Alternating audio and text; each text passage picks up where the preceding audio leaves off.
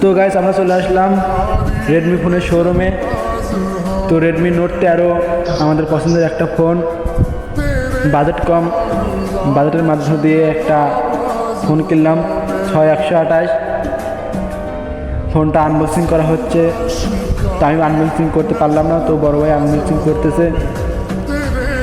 দেখা যাক কী কালারের ফোনটা বের হয়। আমার যেটা দেখার জন্য এতক্ষণ ধরে অপেক্ষা করতেছিলাম, তো ফোনটা আমার অবশেষে বের হয়ে গেল। ফোনটার দেখতে অনেক সুন্দর, স্মুথ, হাতের মধ্যে অনেক সুন্দরভাবে এঁটে যায়, টিপতে অনেক মজা।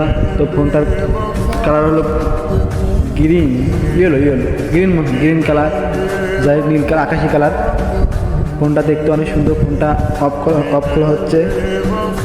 তো আমরা প্রথমে ফোনটা কিনতে গেছিলাম, শোরুমে ঢুকতে নার্ভাস হয়ে গেছিলাম।